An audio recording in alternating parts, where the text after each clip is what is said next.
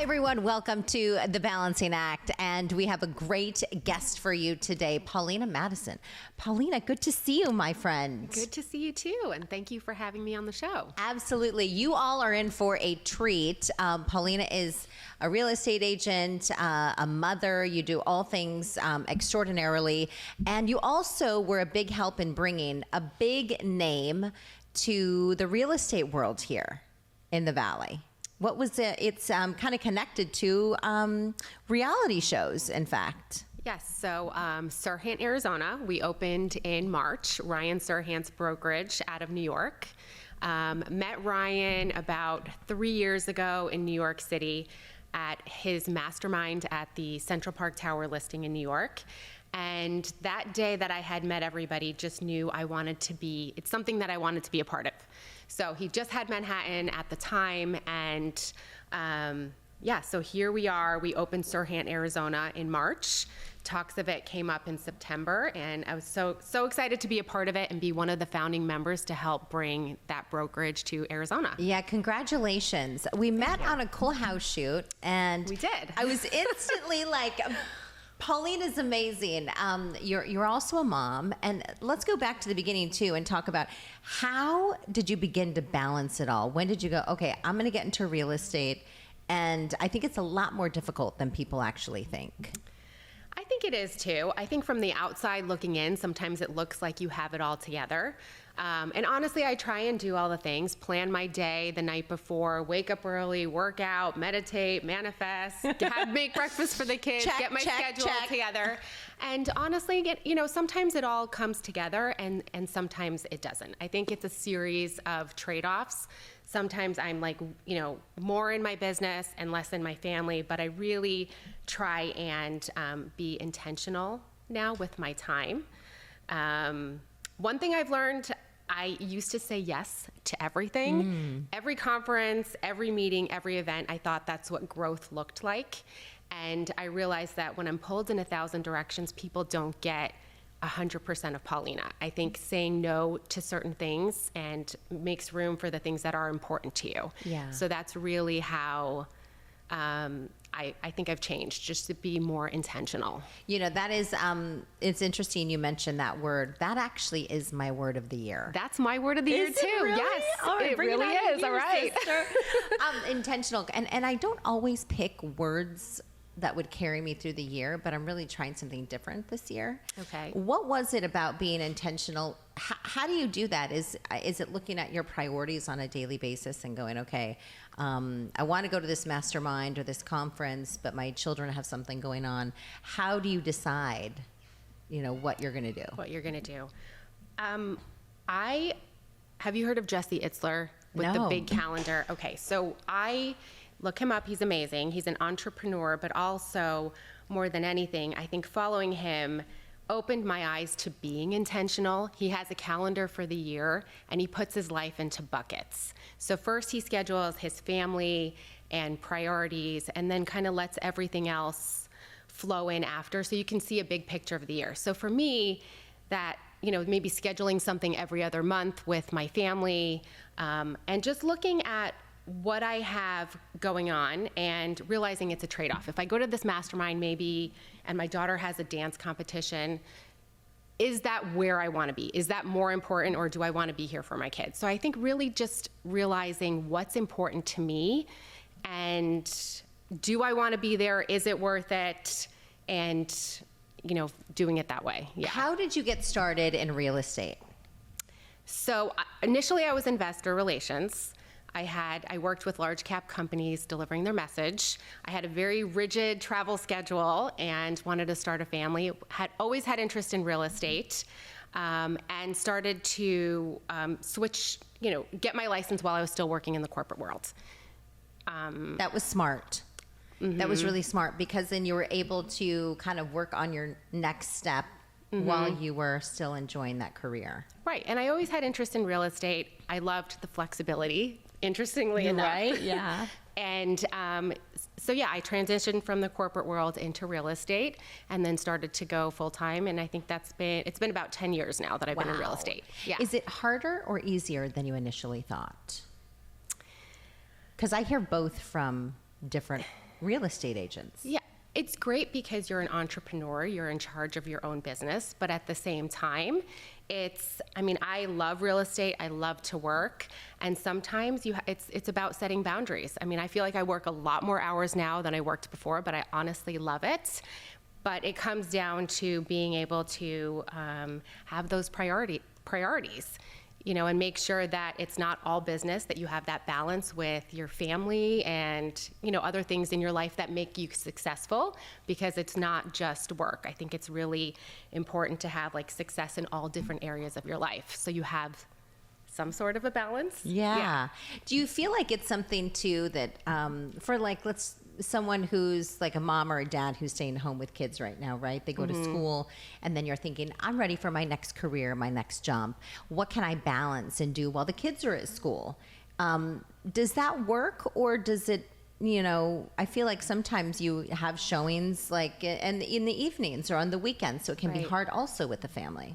Yeah, I think, it's great if you're just, you're saying kind of like doing it part-time initially as a stay-at-home. I think it's great. Yeah, I think it's a great way to set your own schedule. You can always get people to help you with showings or, whatever it may be. But that's somewhat how I started, I think, going into it part-time while working something else. And that's the thing about being an entrepreneur. I mean, you can work your own schedule. You can work it as much or as little as you want, right? So it definitely gives you that flexibility.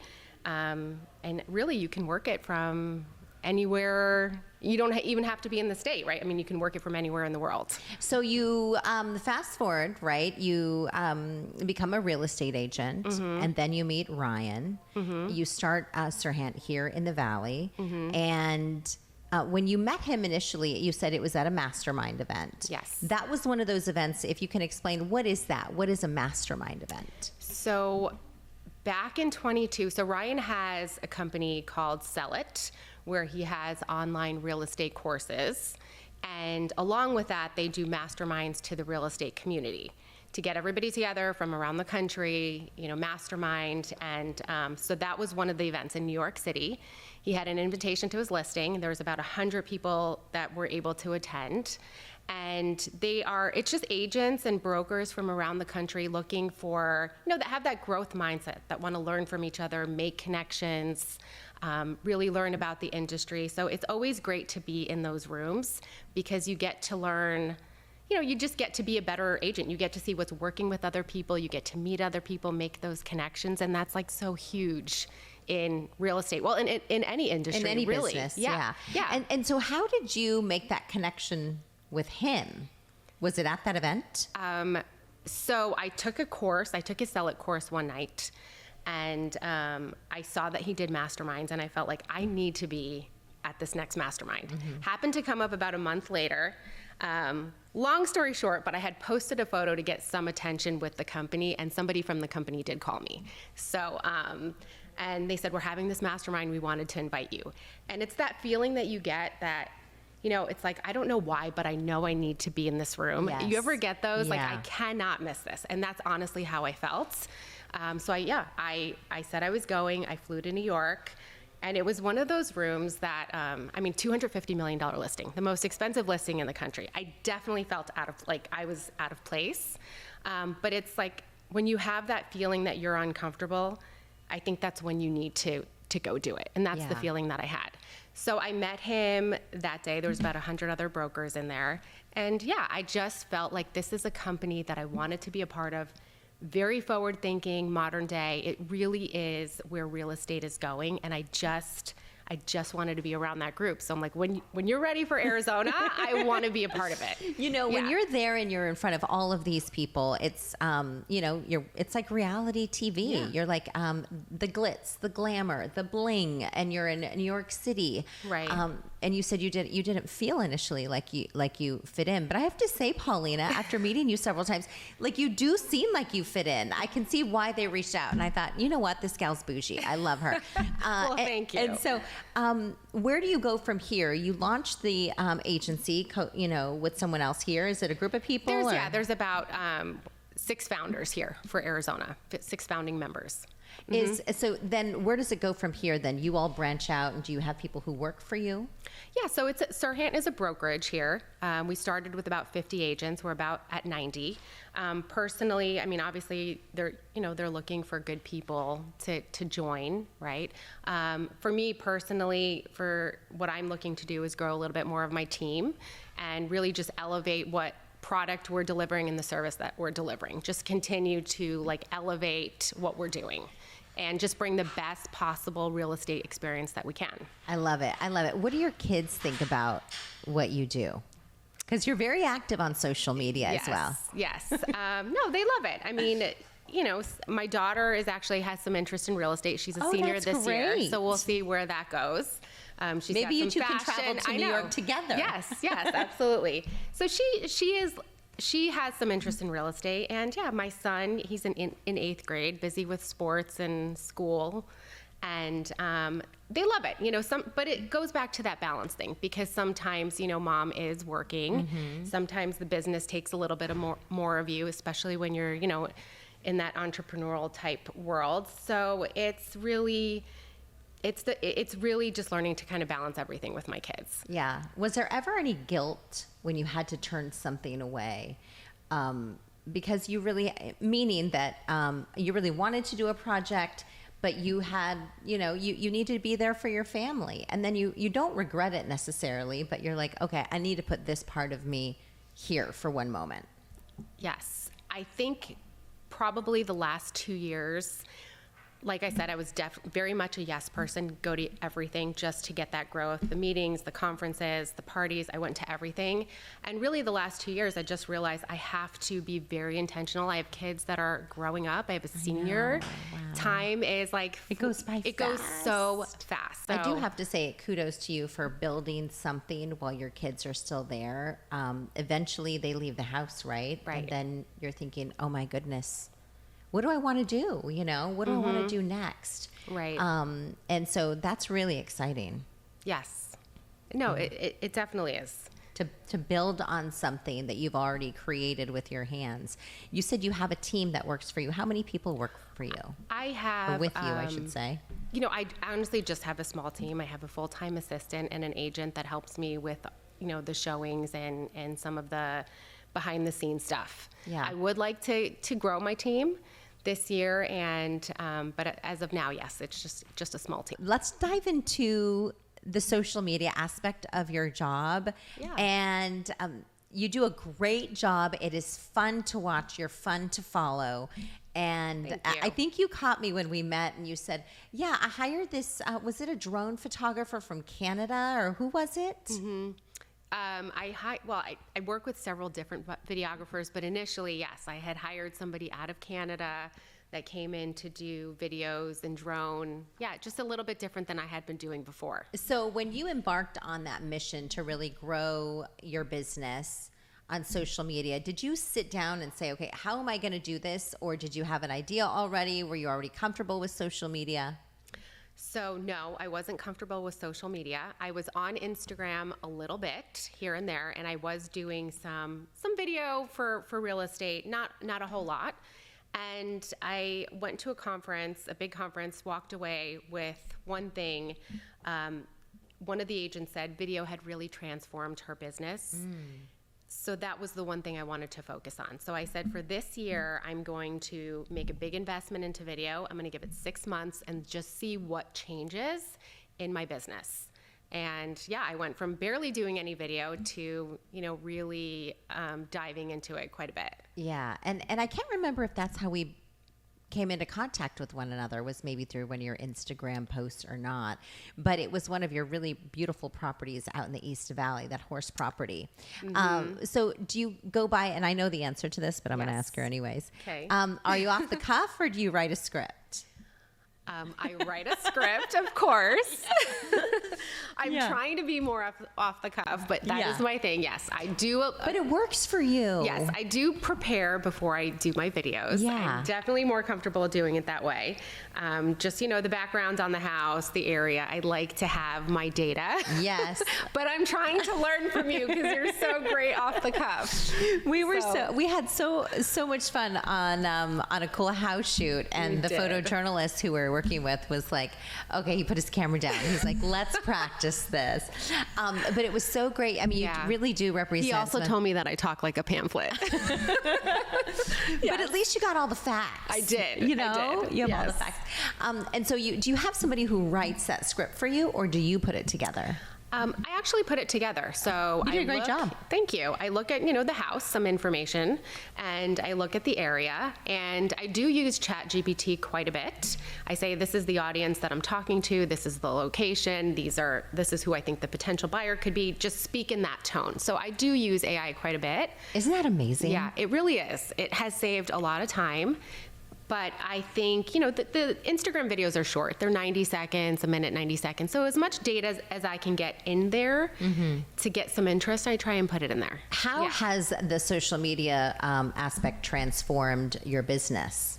It has completely transformed my business, which is just shocking to me because I never really thought a whole lot about social media, honestly, but I have a totally different opinion. In the last year and a half, it's definitely transformed my business. I think the big thing is it's given me access to people I would never have a chance to connect with.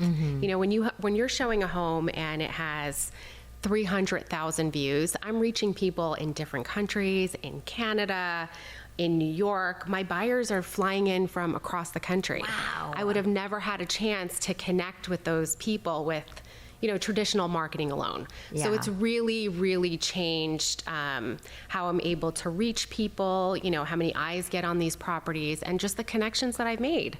So now I view it as it's very, very powerful and just another tool for us to make connections, true connections. Yeah. And obviously in real estate help me, sell property. Well, and I think it's interesting aspect as well, because in real estate, you have to put forth the finances to fund the marketing on the front end. Right. It's quite an investment, yes. And so this helps you, has it helped bring down the cost of that, or is it just an addition because you're hiring people to help?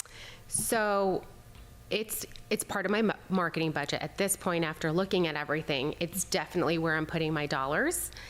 But it's an investment in the beginning, and when you sell, you're investing a certain amount of dollars, but then you have a home sell directly off video.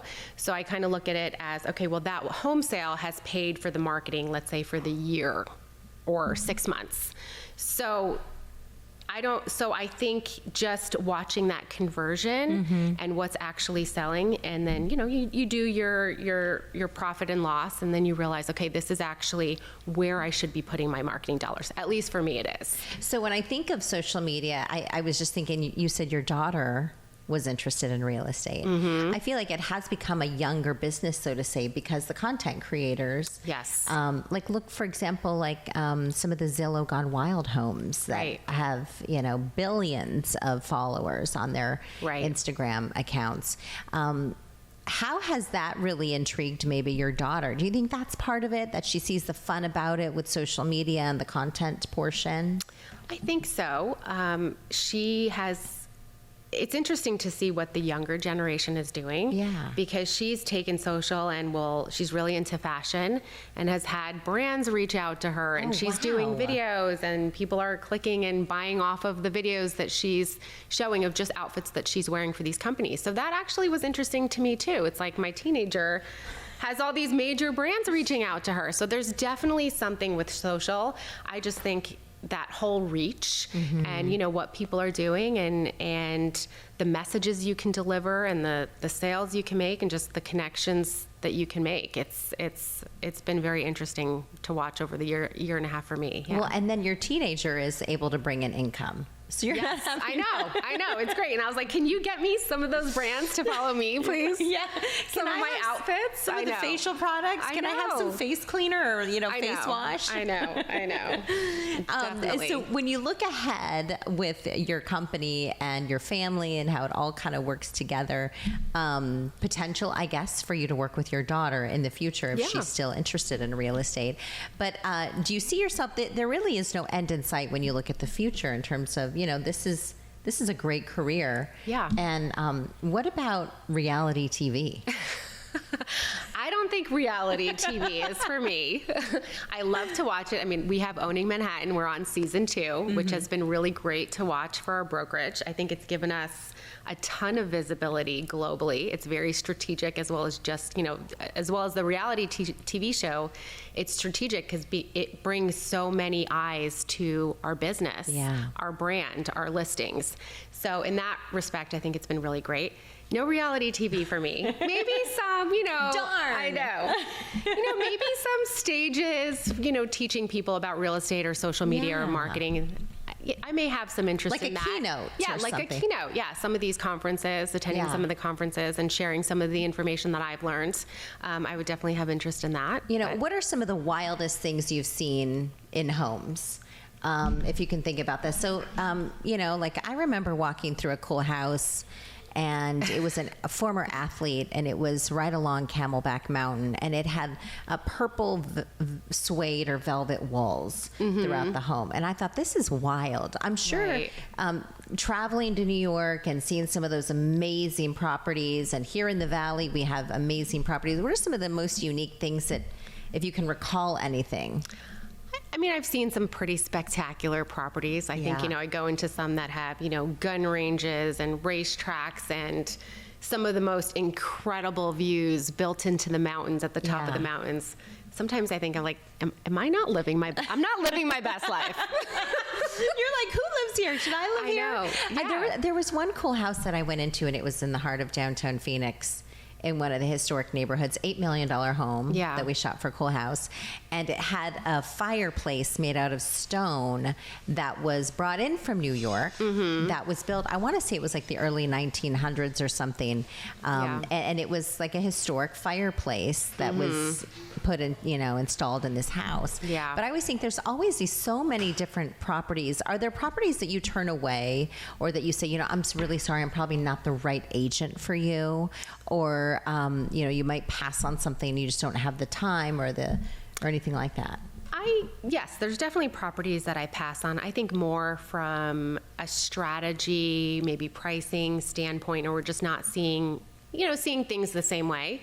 So I'll pass it on maybe to somebody else, or just say I'm not the best agent. I see, I think the marketing should be here and the pricing here. And if we're not a good fit, then I don't take on every client. Yeah. It doesn't happen often, but sometimes maybe we're just too far apart in our vision, and I'm not the best agent for that job. Is there a range? Like, let's take, for example, the homes that you have. How many properties, if you don't mind me asking, do you have on the market right now? I think about me personally, probably 10 listings. Yeah. And what are the prices? What are the range from the low to the high?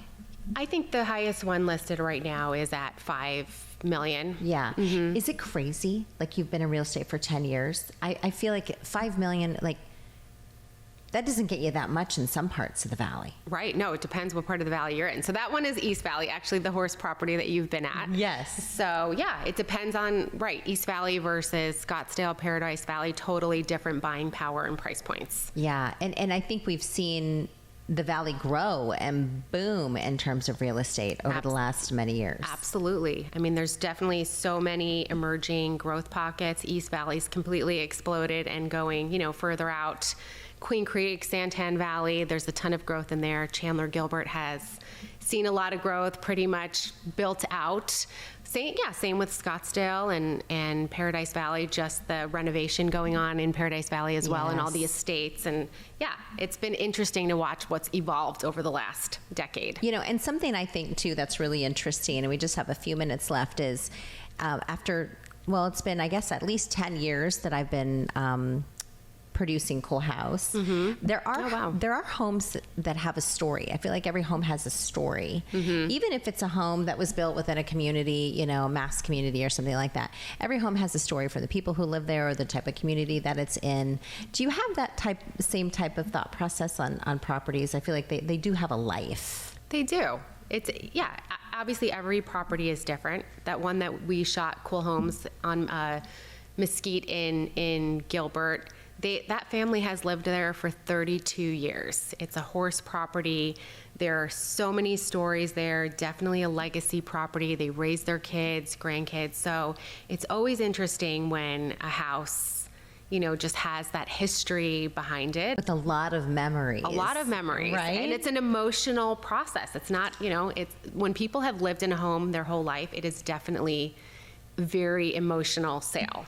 And that's the other side of real estate. It's not always, you know, like, okay, just listed, just sold. I mean, these are big, important milestone events in people's lives. Sometimes it's a marriage, sometimes they have to sell, sometimes it's a family moving on, you know, they've outgrown it. So I love that part of it, and getting to know people and knowing that whole side of it too. Thank you, Paulina, for today. Yes, appreciate it. And reality TV, I think, could be in the future. Selling Arizona, owning Arizona. Thank you for having me on. Thank you for watching.